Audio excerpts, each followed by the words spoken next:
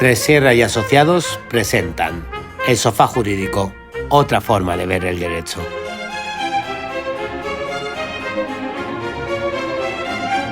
Bienvenido Jaime, es el segundo podcast que hacemos y como siempre empezamos con que nos digas quién es Jaime Sanz.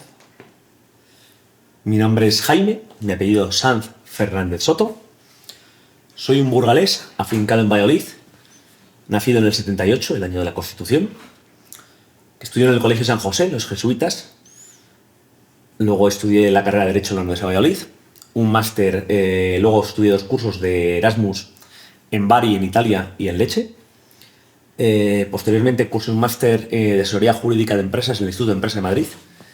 Un MBA en San Pablo CEU y fundador de Safe Abogados, en su momento Safe Abogados, tu abogado a pie de calle, el primer despacho a pie de calle que hubo en Valladolid y casi en Castilla y León, donde fundé y me inicié en la abogacía hace 17 años. Y hasta hoy. Safe, ¿por qué? Safe. Yo soy empresario de profesión abogado. Para mí, la abogacía no es una profesión. Eso te iba a preguntar. Es un negocio. Es lo que te iba a preguntar. ¿Eres abogado o empresario? Soy empresario de profesión abogado. La idea surgió porque nosotros hicimos una encuesta entre más de 200 personas entre qué es lo que buscaban cuando iban a un abogado. Y todos decían que buscaban seguridad y confianza. Yo en ese momento yo hablo inglés, francés, italiano y algo de portugués, y yo pensaba que el despacho pues lo iba a expandir por todo el mundo, por toda España, a montar un Garrigues, un 4 casas a lo grande, y entonces usé un nombre inglés porque pensaba que iban a venir clientes extranjeros a contratarme a mí. Pero el paso del tiempo ha dicho que en vez de Safe es SAFE, que es verdad que coincide con mis apellidos Sanz Fernández Soto, pero no significa eso. Significa igualdad. Entonces ahora, en su momento, lo empezamos llamando SAFE o Safe, tu abogado a pie de calle, porque había un local a pie de calle, y lo que decíamos era hablar a la gente en su lenguaje. No le traíamos su abogado a pie de calle, sino tu abogado a pie de calle.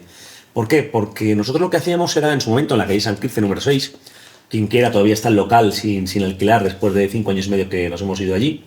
Ahora estamos en Miguel Íscar 9, en el segundo piso, en un sitio de casi 200 metros cuadrados. Y cuando lo montamos lo que hacíamos era publicar los precios.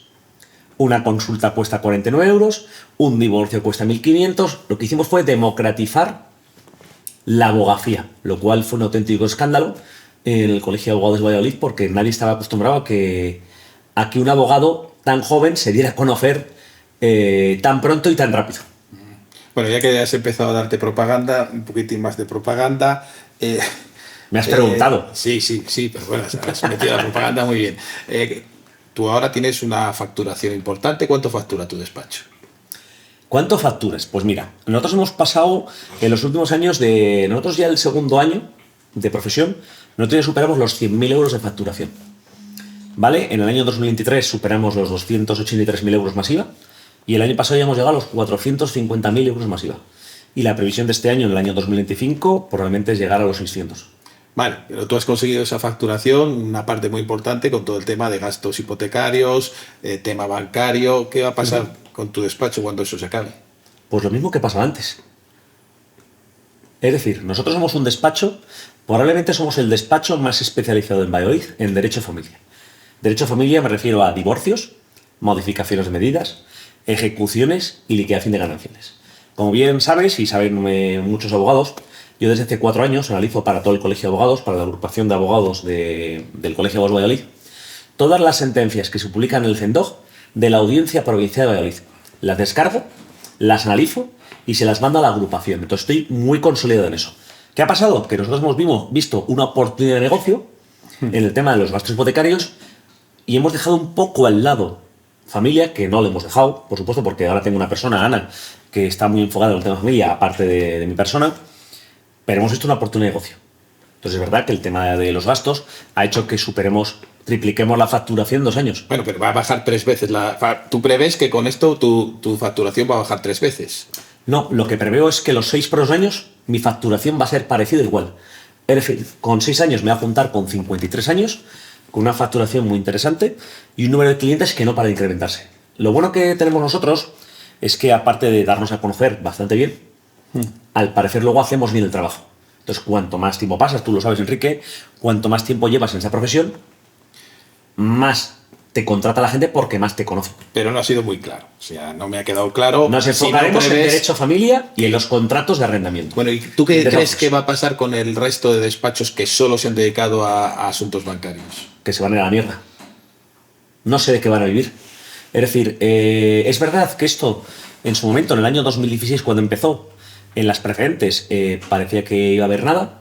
Yo empecé porque mi padre me dijo, mi padre era magistrado en la Audiencia Provincial de Valladolid, presidente de la sala, y me dijo, oye, Jaime, métete en esto, que no paran de venir asuntos. Yo no sabía ni lo que era. ¿Vale? Y entonces lo estudié y dije yo, pues vamos a meternos.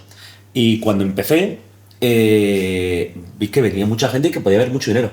Pero ¿cuál es el problema de esto? ¿Vale? El problema de este negocio de los gastos hipotecarios es que todos los bancos, todos los despachos, no cobramos al cliente, cobramos las costas. Entonces el problema de eso es que te acostumbras a que entre mucho dinero muy rápido con un contrario que siempre paga, que no es la realidad. Pero claro, llevamos del año 2016, estamos en el año 2025, vamos a dar otros 5 años así, por lo tanto vamos a estar casi 15 años con las gallinas de los huevos de oro. Pero ya. Claro, el problema es, tenemos los gastos, tenemos las cláusulas suelo, tenemos ahora que empieza nuevo el RPH, ahora tenemos el tema de la financiación de los coches. Van saliendo cosas, luego empezó el tema del cartel de coches. El problema es que cuando parece que se va a acabar todo, surge otra cosa nueva. Sí, pero bueno, el tema de los gastos, todo el mundo ya sabemos que está ese negocio terminado o está dando los últimos coletazos. Para mí no ha terminado. Para mí sigue habiendo gente que viene. De hecho, la mayoría de la gente que viene al despacho, te voy a dar un secreto a ti y a todos los oyentes, viene recomendado por otros clientes. Porque cuando el cliente que le ha dicho que va a recuperar 600 euros por tener los papeles, no te cree. Pero cuando ve el dinero en su banco, ve los 600 euros más los intereses, llega a casa y se lo dice a su padre, a su madre, a su novia y a su exnovia. Diciendo, oye, id que se puede recuperar. Vamos a mojarnos un poquitín. Dime qué aciertos y qué fallos ves en tus compañeros abogados. Empieza por los aciertos, Va. luego vamos a los fallos. Aciertos. A nivel compañerismo veo que hay muchos que escriben muy bien los emails. Emails en plan compañero, estimado compañero, papá, con muy bonito el email. Vale, yo se lo hago muy mal porque voy con mucha presión, entonces voy muy directo al grano. En vez de decir, hola, buenos días, compañero. O hay muchos compañeros que lo que hacen es llamar al compañero como deferencia. Yo intento hacerlo todo por email para ir más rápido. ¿Vale? Eso lo hace muy bien, ¿vale? Es verdad que luego hay muchos abogados que yo solo valoro mucho y no sé hacerlo bien, la verdad. Tasar las costas. O sea, interpretar los horarios del colegio de abogados lo hacen muchos. Y luego hay muchos que tienen un sentido colegial que yo no tengo. Sienten el colegio como propio, les gusta ir a las cenas, a las comidas, a las agrupaciones, participar, etc, etc. Y eso lo valoro mucho. O valoro mucho también a aquellos compañeros que son capaces de hacerse una toga a medida y llevársela todos los días del despacho a un juicio. Yo por practicidad digo, voy sin nada, cojo la primera que pille, me da igual la talla y ala, al grano, que lo importante es ganar el juicio, no el cómo vaya vestido. Y los mayores errores, pues mira, no te voy a engañar, ¿vale? Yo tengo un listado por abogados y por errores que han cometido o en juicios o en demandas. De manera que cuando tengo un juicio contra un abogado X, ya sé qué errores ha cometido y entonces veo a ver si en la segunda vez lo comete. Si lo comete por segunda vez, pues ya sé por dónde ir. Y luego además, como analizamos todas las sentencias de la Audiencia Provincial de Valladolid, la Audiencia Provincial de Valladolid tiene una virtud o un defecto. Cuando un abogado mete la pata, lo dice. Dice, el abogado tenía que haber hecho esto y no lo ha hecho. Entonces tenemos una carpeta que se llama Errores de Abogados, que es un montón de sentencias con errores que han cometido abogados para que todo el mundo, cuando empieza el despacho, los tiene que leer para que a ellos no les vuelva a pasar. Fíjate que es curioso que no me has hablado de la preparación, de una virtud como preparación de los abogados de Valladolid, del estudio, del trabajo. No me he encontrado, solo me he encontrado un abogado que ha dicho, wow, y no tengo reparos en decirlo, que fue Federico Rodríguez. Fue un abogado que me dejó pillado 2 veces, me explico, y me tocó lucharlo, pero no me he encontrado ninguno que diga, wow. Me he encontrado, es más, es verdad que en familia pasa una cosa, todo el mundo piensa que puede llevar familia. Y cuando te encuentras un abogado enfrente que se dedica a familia realmente, pues puede pasar cosas que no pasan. Por ejemplo, Cuando no hay hijos mayores de edad, no interviene el Ministerio Fiscal. Y por lo tanto, muchas veces propone el interrogatorio de tu cliente. Pero tú no propones el del contrario. Entonces no han pensado en esa variable, entonces les dejas sin juicio, sin variable. Porque no han pensado eso. ¿Vale? Porque en familia opera de manera diferente. O, por ejemplo, el informe psicosocial, se hace informe solo social o psicológico y no piden que se haga el informe psicológico para completarlo. O, por ejemplo, cuando hay un informe psicológico que hay que ratificarse, sea favorable o desfavorable, no piden la ratificación en el juicio. Y yo me acuerdo en el año 2018 un asunto de un tal Raúl, que había una modificación de medidas donde el padre pedía la guardia de custodia compartida, el informe psicosocial daba la guardia de custodia compartida, no llamé a ratificarse el equipo psicosocial y me denegaron el cambio de guardia de custodia exclusiva a compartida. Y desde entonces, yo estoy muy obsesionado con los fallos que cometo. Creo que todo el mundo puede cometer fallos, creo que deben cometer fallos, pero el mismo fallo 2 veces es abuso y 3 ya es vicio, es imperdonable. Vale, los compañeros, en los jueces, ¿qué aciertos y qué fallos ves en los jueces con los que te relacionas en Valladolid? Va. Los jueces. Fríngate. Me voy a pringar. Mira, para mí, que se ha ido Blanca, la jueza de instancia 13, ha sido una bendición. Fuera del juzgado era simpática, era agradable. Pero en el juzgado se convertía en un demonio, en un monstruo. Tenías que avisar al cliente de cómo se iba a comportar. Luego me hablas de casos particulares. Perfecto. En general, los jueces, ¿de qué pie cojean? ¿Qué fallos tienen? ¿Qué aciertos tienen? Lo que ves tú. Pues ¿Están preparados? ¿No yo están preparados? voy a hablar por ejemplo, de gastos y de familia. De gastos hipotecarios. Resulta que los 3 jueces que había hasta ahora, hasta hace 2 semanas, que entra un juez que se llama Alfonso, cuando tú aportabas la factura de transacción, en vez de la factura de transacción, aportabas un extracto bancario, te lo daban. Tú metes las demandas en función de ese criterio. Ahora llega el juez y dice que la factura de la transacción solo vale mediante factura o mediante justificante bancario, no vale el extracto bancario. Y no te lo da. ¿Por qué no hablan entre ellos para hacer el mismo criterio si da igual?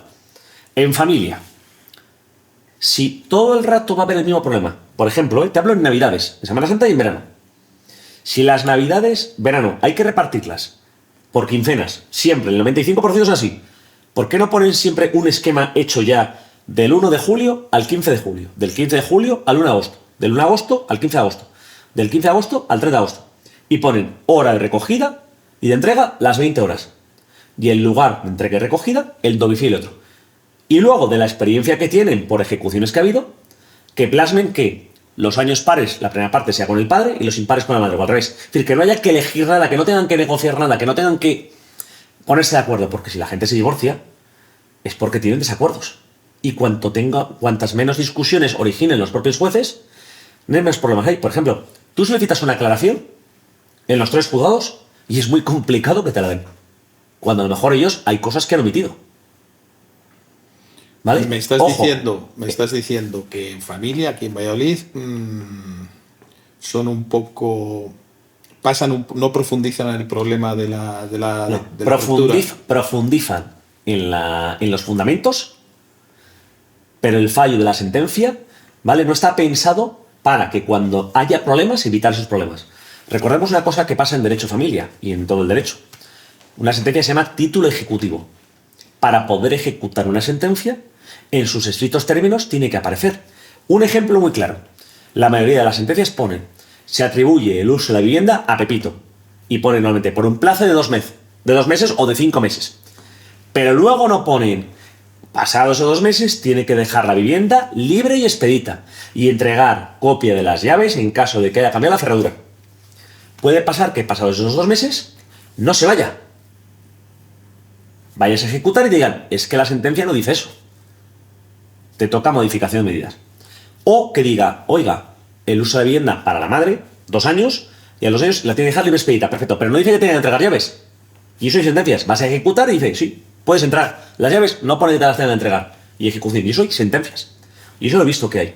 ¿Cuál es lo bueno que tienen los jueces de familia? Que, en este caso, instancia 10, instancia 13 son muy habladores, intentan convencerte, intentan disuadirte para llegar a un mutuo acuerdo, y tienen los criterios claros. Y sabes más o menos cuando metes una demanda, cuándo lo que vas a poder conseguir o lo que no vas a poder conseguir. Y todos son, ahora mismo los 3 jueces que hay, yo creo que son 3 jueces con los que se puede dialogar. ¿Vale? Violencia de género es otra historia, porque todavía no he tenido muchos juicios con la nueva juez desde que se fue Emilio. Pero bueno, estamos con ello. Y al final te digo una cosa, hay una cosa muy importante, ¿vale? Que yo siempre digo. Yo siempre digo contra un abogado, cuando estamos en juicios, cada uno defiende a su cliente, pero cuando salimos, pues como si no hubiese pasado nada. Y el abogado que se toma los asuntos como algo personal y luego te ama y te amenaza y te dice no sé qué, que se dedique a otra cosa. Porque entonces no va a poder trabajar de esto o no va a poder dormir tranquilo. ¿Cuál es el caso más difícil que has tenido? Me acuerdo perfectamente. Una mujer que se llamaba Lourdes, la acababa de divorciar hace 2 años y le dieron la guarda custodia exclusiva a ella. Esta mujer vino su madre desde Zamora a vivir con ella, tenía 85 años la madre, y de repente la madre, que dio divorcio con 45 años, fallece de un día para otro. ¿Vale? Y entonces el padre aparece en el colegio a llevarse a las niñas. Pero resulta que el padre ya no era padre. Se había operado, era transexual y ahora era ella.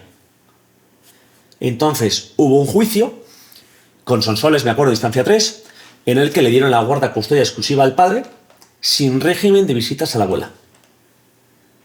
Y el informe decía que las hijas tenían perfectamente adaptado y entendido que su padre ya no era su padre, sino que era su madre. Y la pobre abuela no volvió a ver a sus nietas. Y eso me dolió en el alma. Pero creo, sinceramente, Enrique, y lo voy a decir aquí, que fue culpa mía por falta de experiencia. ¿Crees que ese ha sido el mayor fracaso de tu carrera? Sin duda alguna. O por lo menos lo que más me ha dolido, lo que más me amó, lo que más me ha marcado, en lo que dices, podía haber hecho más y no he sabido hacerlo. ¿Y cómo gestionaste con el cliente ese fracaso? ¿Cómo lo gestioné? Muy fácil, la pobre señora no puso ningún problema, la verdad, era un cachopán. Le costaba tanto entender que su yerno ya no era yerno, sino yerna y tal, que la mujer, claro, se acaba de morir tu hija, te pasa esto, o sea, una situación que nadie está acostumbrado a gestionarla. ¿Me explico? ¿Y tu mayor éxito? Pues yo creo que ha sido con mi mujer, con mi propia mujer. Conseguí que en un juicio también con Sonsoles, en instancia 3, en el año 2023, en un juicio de modificación de medidas, metí demanda de medidas provisionales, hice un interrogatorio de 2 horas al demandado. Sonsoles lo vio con tanta duda y todo que acordó en medidas provisionales, que nunca se hace, informe psicosocial. En 5 días hubo informe psicosocial y en 10 días auto de medidas provisionales. Y el conseguir eso y la satisfacción, porque claro, al final tu clienta es tu mujer y tu clienta. Yo creo que ese ha sido el mayor éxito profesional donde he dicho, lo que he conseguido no sé ni cómo lo he hecho. Porque tú lo has conseguido alguna vez, lo has visto alguna vez. En 25 años, en medidas profesionales que acuerden un informe psicosocial. Yo creo que no. Por eso nadie lo ha visto. Yo creo que no. Nadie lo ha visto y me lo preparé tanto. Porque claro, yo ahí era parte y me tenía que evadir para centrarme en el tema por mucho que me provocasen. ¿Y no crees que es un error haber llevado como tu cliente a tu propia mujer? En mi caso no. En mi caso no, porque por mi bagaje profesional, por mi experiencia en la vida, conseguí, es verdad que en casa, los días anteriores, mi mujer muy mal, pero yo le dije a mi mujer, los juicios los preparo en el despacho. ¿Vale? De hecho me acuerdo que vino al despacho a preparar el juicio, no se lo preparó y le dije, vamos a dejarlo, te vas a ir a casa, te lo vuelves a leer y mañana vuelves. Y eso la sentó un poco mal, pero el resultado fue óptimo. ¿Hasta dónde estarías dispuesto a llegar para ganar un caso? No superaría nunca los límites de la legalidad. No te he preguntado eso. No, estudiar. Lo he hecho, mira. Me acuerdo perfectamente. ¿Hasta dónde te estoy diciendo? Estudiar 10 horas, mira.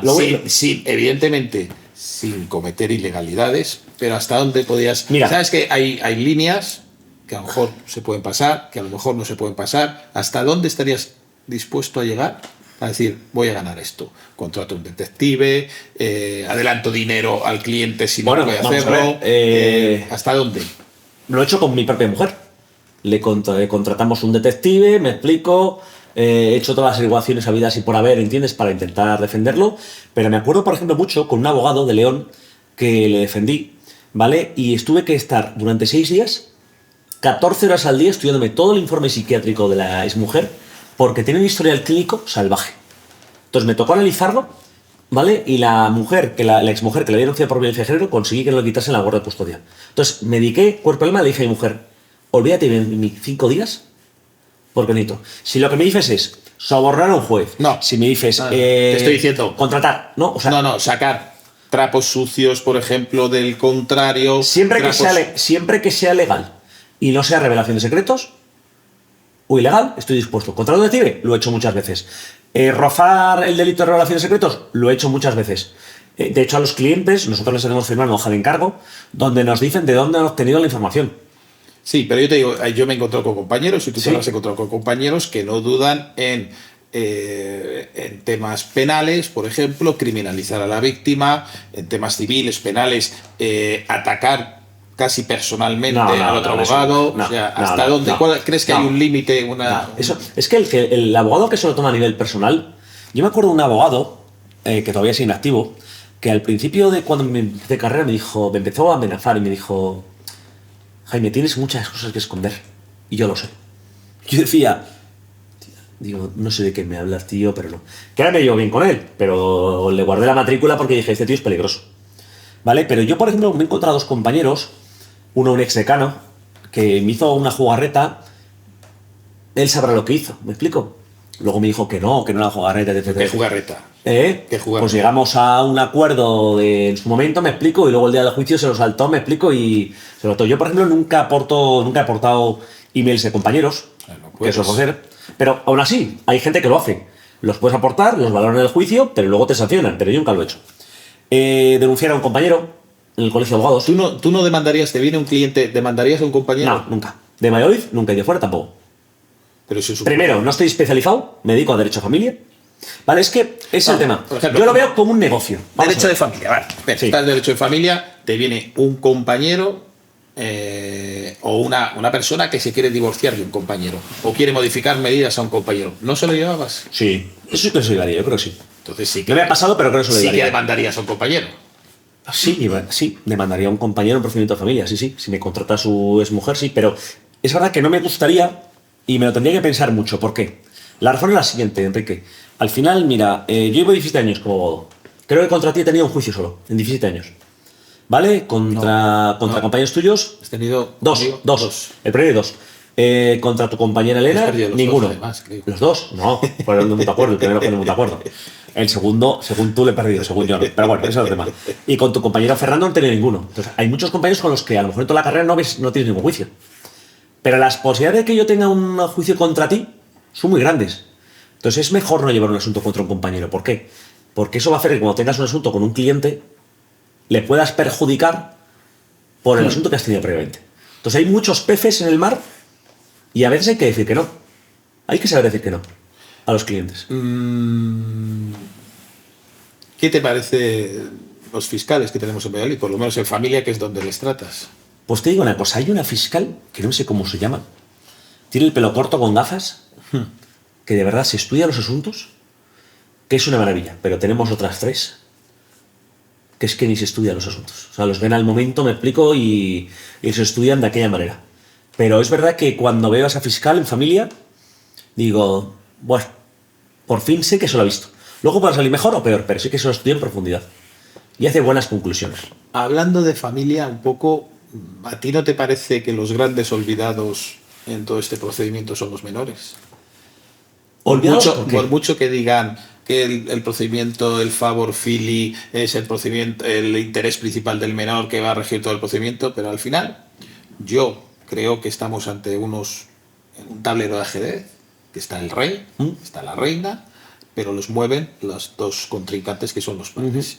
Y se despachan con una visita de 1 hora, de 2 horas a un equipo psicosocial que va a decidir toda la vida de unos menores, cuando ese equipo psicosocial a lo mejor tendría que estar una terapia durante meses para saber lo que efectivamente esos niños necesitan, creen o tienen. Y que la opinión del menor pesa, pero más que por él mismo, por miedo. Que a lo mejor incluso habría que esa opinión dejarla de medio lado, que sea una opinión y no sea algo. Es decir, que en el fondo, primero, siempre parecen como monedas de cambio y no se centra, en mi opinión. Ya, por eso te digo, tú eres experto en familia, pero no, los menores son los grandes olvidados del derecho de familia. Mira, yo te voy a dar una opinión como hijo de divorciados. Y como una persona que está con una persona divorciada con 2 hijos. Mis padres se divorciaron con 14 años. y se divorciaron en el Muñeca, en un 31 de agosto, a las 7 de la tarde, nos reunieron ahí y nos dijeron que se divorciaran. Me acuerdo mi padre llorando, mi madre hermana, o sea, no lo olvido no lo tengo muy presente, ¿no? Nos quedamos con mi padre, mi madre se fue de casa y nos quedamos con mi padre, mi hermana y yo. Y yo no tuve problema, yo me quería quedar en mi casa porque no quería explicaciones a mis amigos ni nada. Yo tenía 14 años, de esto hace 30 años, era de los primeros que se divorciaban casi, y yo estaba bien donde estaba, etc. Y no tuve ningún trauma, ¿no? Ahora que estoy con mi mujer, con Lucía, que tiene 2 niños, Rafa y Álvaro, y tiene un exmarido, hemos visto cosas, hemos visto un poco más todo, ¿no? Mira, yo me acuerdo el primer juicio que tuve contra el exmarido para que el niño Rafa hiciera la primera comunión, que el padre se negaba a pesar de que le había dado la autorización. Sonsoles llamó al niño a juicio. Y el niño entró en pánico a la hora de entrar, ¿vale? No entró y Sonsoles salió a hablar con él, ¿vale? El niño ni se acuerda del juicio, ni se acuerda, o sea, aún no se lo he nombrado, ni nada, no supone ningún trauma, ¿no? ¿Cuál es el problema? El problema de todo esto es un tema de medios. Yo cuando viene a mi despacho un cliente, ¿vale? Voy a reconocer una cosa que nunca reconocí en público. Mi cliente es el padre o la madre, no los niños. Yo no soy quien para preocuparme qué es lo mejor para los niños. Para eso está una psicóloga y una trabajadora social. Que les ven una hora. Perfecto. Pero es verdad que ahora los últimos informes psicosociales están llamando también a los tutores del colegio para ver si hay algo raro o no, o está todo bien como estaba, ¿vale? Y otra cosa, cuando hay modificaciones de medidas que me viene un padre o una madre que quiere solicitar el cambio de guarda custodia exclusiva a compartida, le digo al padre, quiero que me traigas al menor, quedamos en una cafetería, no en el despacho, ¿vale? Hacemos como si nos encontramos, nos vemos 2 minutos y en 2 minutos le pregunto al niño, hola, ¿qué tal? ¿Cómo estás? Oye, ¿tú estás bien así o te gustaría estar una semana? Y si el niño sin conocerme me dice, no, estoy bien como estoy, le digo al padre, lo siento, o a la madre, no pidas la custodia compartida porque no te van a dar. Sí, pero si no te estoy diciendo, si yo te hablo de grandes olvidados, por ejemplo. Es que no hay medios.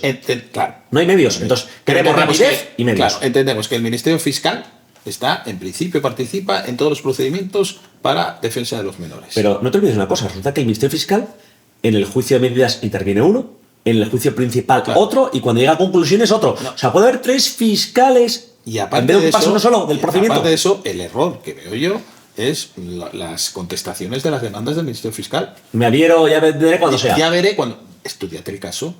Habla con los menores, habla con las partes porque estás siendo parte del procedimiento y a los menores yo les encuentro muchas veces indefensos por mucho que digan que se está defendiendo que el interés del menor... Pero el problema de todo esto es cómo averiguas qué es lo mejor para el menor. Mira, en Valladolid tenemos el equipo A, el equipo B, el equipo C, el equipo D.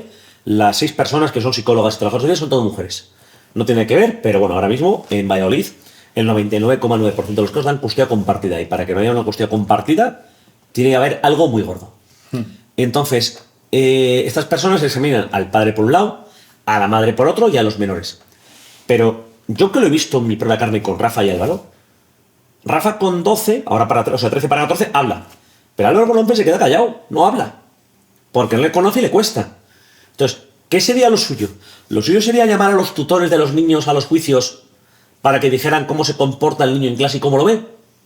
Y dijeran, pues mira, el niño en clase saca estas notas. Tiene estos problemas. Cuando está con el padre le pasa esto, cuando está la madre otro. Y les convertimos en unos guardadores. No, ¿Cuál sería el sistema para velar lo mejor para ellos? Yo creo que lo fundamental sería que el equipo psicosocial estuviera con los menores, tener los medios suficientes para que durante 3 meses que está durando el procedimiento, estos niños estuvieran con esas entrevistas y se vieran lo que es bueno para su crecimiento y para lo que puede ser. En 1 hora es imposible que no. Y si tenemos ya la norma de que antes custodia para la madre, siempre. ¿Por qué? No lo sé. Ahora, custodia compartida, siempre. ¿Por qué? No lo sé. En vez de sí, es verdad que a mí me da la sensación de que muchas veces los jueces tienen las sentencias hechas, ¿vale? Y si quieren darte la guarda custodia compartida, te lo fundan en algo para darte la guarda. Si no te la quieren dar, sacan algo para no dártela. ¿Me explico? Es verdad que eso pasa. Cambiando un poco de tercio. Antes hablaste del colegio de abogados, que no te sientes tú con vida colegial. Bueno, yo voy al colegio. Yo parece útil. Yo participo en la agrupación, he participado en la agrupación de abogados de familia que le he refundado. Luego he fundado la agrupación de abogados mercantilistas del colegio de abogados. Luego participo en el equipo del colegio de abogados de baloncesto. Luego he participado en la agrupación de formación. ¿Vale? Pero que estuvimos juntos, por cierto, coincidimos. ¿Te parece útil o no te parece útil? ¿El colegio? Sí. ¿Útil o no? A mí personalmente, no. Pero a lo mejor es porque no lo conozco bien. A lo mejor cuando en su momento, vete a saber tú, en un par de años me presenta decano, y lo conozca más por dentro, Este parecerá útil. no, veré realmente el servicio que da. Porque yo creo que muchas veces el problema es que no nos explican realmente lo que nos da. Sabemos que nos cuesta 48 euros al mes, pero no sabemos más. Y que ahora tenemos que pagar por los informes de la comisión De honorarios. de honorarios. Bueno, bien, todo trabajo hay que pagarlo. Porque tú, por ejemplo, ¿qué haces para convencer a un cliente que te den caso? Vamos a ver. Mira, esto es como... Tú sabes que tienes el mejor producto. Entonces el producto se vende solo. Si tú quieres el mejor lechazo, vas a la parrilla Solonense y sabes que te vas a encontrar el mejor lechazo. Lo vas a tener que pagar.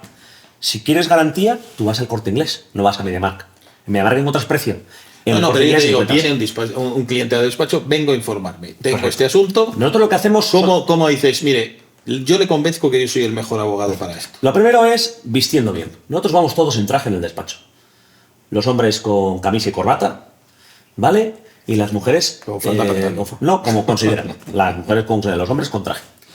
Luego lo que hacemos es que tengan una sala de espera donde le ofrecemos un poco de agua del tiempo y fría, con vaso de cristal, ¿vale? Unos caramelos gummy y un carro del móvil que no tiene que ver, pero bueno, sumar. Y lo que hacemos es explicarles el procedimiento de familia en una pizarra. En la pizarra les explicamos los diferentes procedimientos. Y luego les damos una carpeta con el currículum del abogado que va a llevar su asunto y una leve explicación, ¿vale? Y es verdad que luego les explicamos los horarios de manera muy clara y les damos financiación sin intereses. ¿Qué es eso? Para que cualquier compañero lo pueda hacer en su casa. Si un divorcio son 5.000 euros, hay gente que no tiene 5.000 euros. Pero si le cobras 1.500 el primer pago y luego le haces cuotas de 300 euros al mes, eso sí que lo pueden pagar. ¿Vale? Entonces lo que hacemos es fraccionar el pago. Lo llamamos financiación sin intereses, pero lo que hacemos es fraccionar el pago. Ojo, muy importante. Cobrando siempre todo antes del juicio. ¿Vale? Entonces nosotros ya sabemos que los juicios, por ejemplo, nos han señalado hoy una demanda que presentamos hace 2 semanas de medidas provisionales, medidas provisionales coetáneas, es en julio. La presentamos en enero. 7 meses, ¿vale? Pues ya sabes que el principal va a tardar 1 año y medio, entonces le puedes dar como máximo 16 meses de financiación. ¿Vale? Eso es un poco lo que hacemos. Pero es verdad que luego lo que hacemos también es cuidar mucho el tema del marketing. Que cuando te metas a internet vean reseñas buenas. Invitamos a los clientes a que pongan reseñas. Una página web que tenga artículos donde puedan encontrar contenido. Y les decimos, oye, si tienes información, si tienes preguntas, métete en nuestra página web, en el blog, y ahí vas a poder encontrar artículos escritos por nosotros de la Audiencia Provincial de Valladolid, donde está explicado todo de una manera clara y sencilla para que lo entiendas. Intentamos dar ese valor añadido. Y luego lo último que hacemos, que no lo hace ningún abogado, es dar el teléfono móvil. Nosotros para los clientes de familia, solo para los de familia, estamos disponibles 24 horas. Vale, ahora pongámonos en el caso de que un cliente sale al asunto, no está conforme con tu trabajo, se queja a ti o te presenta una queja incluso en el colegio de abogados. ¿Cómo gestionas eso? Vale, vamos a ver. No sé si te ha pasado. Sí, vamos a ver, nos ha pasado que en Google pongan una reseña negativa. ¿Vale? Lo que hago es coger aire, dejar que pasen 3 o 4 días para pensar en frío, ¿vale? Y lo que hago es responder. De hecho, invito a cualquiera que se meta en Google, ponga SAFE Abogados o mejor despacho abogados de Valladolid, ¿vale? Que salimos nosotros también, no sé por qué. Me dan reseñas, que miren las negativas y que vean cómo hemos respondido. Hay gente que ha venido por cómo hemos contestado las reseñas. Increíble. Pero tú hablas con el cliente, le llamas personalmente. No le tienes llamo una porque reunión. alguna vez sí que he llamado, pero cuando un cliente tiene una opinión negativa tuya va a ser muy complicado que le cambies. ¿Qué le hablas? Lo que intento explicar, oye, ¿me puedes explicar qué ha pasado para que pase esto? O sea, lo que intentamos es aprender para que no vuelva a pasar. Pero es verdad que ha pasado muy pocas veces. ¿Y quejas en el colegio? De clientes he tenido con el turno de oficio. Estuve 6 meses apuntado en el turno de oficio para ver cómo era y poder hablar de ello. Y de 14 clientes que me deducieron 12. Porque no cobraban, porque iba muy lento todo, etc, etc. O sea, cosas que no las archivaban todas. Porque cuando había el procedimiento es que... Me explico, pero no he tenido quejas. Si me han tenido quejas a lo mejor de un abogado, alguna vez que tenía un encontronazo, ¿entiendes? Con algunos se lo ha tomado a nivel personal. Me acuerdo una de León y otra de Madrid que se lo tomó un poco mal. Y me denunciaron, pero se archivó y no pasó nada. Me has dicho que te aseguras que no tener impagos de tus clientes. O Sí. si tienes impagos, ¿cómo lo gestionas? Nosotros lo que decimos al cliente es que los tienen que pagar del 1 al 5 de cada mes. El 5 si nos pagan el 6, les mandamos un WhatsApp diciendo, le recordamos que tiene pendiente el abono de la cuota de este mes. Si el 10 no han pagado, les mandamos un email. Y si el 15 no ha pagado, le llamamos. 0 impagos. ¿Por qué? Hay una cosa que la gente tiene que entender. Y esto lo entiendes cuando eres empresario, de profesión abogado. No cuando entiendes la abogacía como una profesión. Al final, se trata de dos cosas. Uno, de ganar los juicios y de resolver el problema al cliente, pero de ganar dinero. Y para ganar dinero, el cliente no se gana cuando le cobras la hoja de encargo, sino cuando le has cobrado todos los honorarios. Entonces, establecer normas y conocer al cliente es muy importante. Ahora, viene un chico, te llama por teléfono, un chico de 23 años, de 22 años, quiere ser abogado. ¿Qué consejo le darías? Buena pregunta. Mira, yo cuando yo me hice abogado, yo nunca quise ser abogado, Enrique. ¿Pero qué querías ser? Mi padre era juez, uno de mis tíos es notario, ¿Pero qué querías ser? y yo quería ser notario.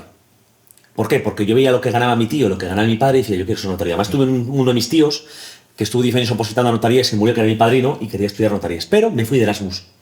Resulta que allí empecé a ganar dinero haciendo fiestas españolas. Todos los viernes hacía fiestas, y entonces ganaba 1.000 euros al mes haciendo fiestas. Y dije, joder, digo, cuanto más trabajo, más dinero gano. ¿Cómo mola esto? Y entonces, cuando acabé Derecho, como de las 25 asignaturas hice 12 estando de Erasmus, pues no sabía Derecho. Además, mi padre me dijo, mira, tú sácate la carrera, que no sirve para nada. Entonces, estuve becario en un sitio en comercio exterior. Bueno, el caso es que al final acabé haciendo el máster en el Instituto de Empresa. En Derecho Mercantil, ¿vale? Derecho Fiscal y Derecho Laboral. No tiene que ver con Derecho de Familia, nada. Pero yo una cosa que tenía clara, quería vivir en Valladolid. A mí me gusta Valladolid, soy feliz en Valladolid. ¿Me explico? Me jubilaré en Cádiz, pero soy feliz en Valladolid. Y entonces, bueno, pues me metí a abogado porque me daba cuenta de que cuanto más dinero ganase, con eso me iba a dar dinero para montar otros negocios.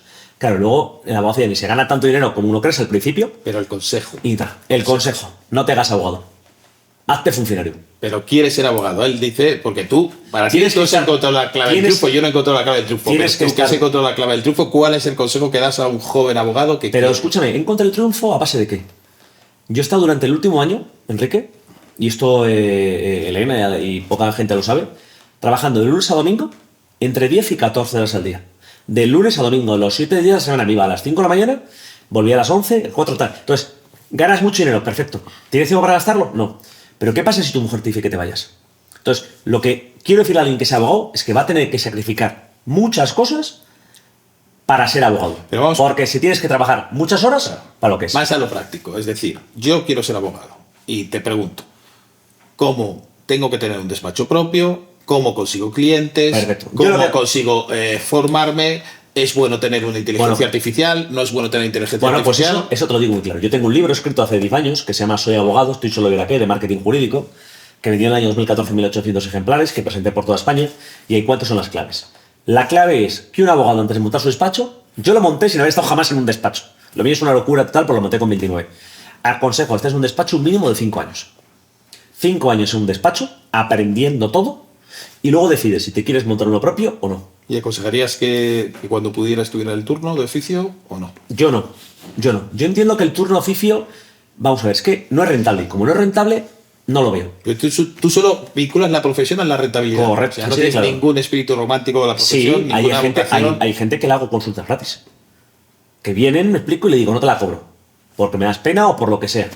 Pero para mí es rentable. Es decir, al final, cuando tengo que pagar el alquiler de la casa, el arrendador me dice romántico. Los de la luz me dicen romántico. ¿Entiendes? Entonces, yo lo vinculo a eso. Pero yo no quiero decir al que quiera ser abogado. Pero los abogada. consejos. Vale, 1. Fórmate a muerte.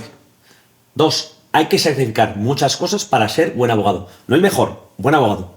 3. Vida personal y abogacía, complicado. 4. Hay que hay que aprovecharse de las nuevas tecnologías.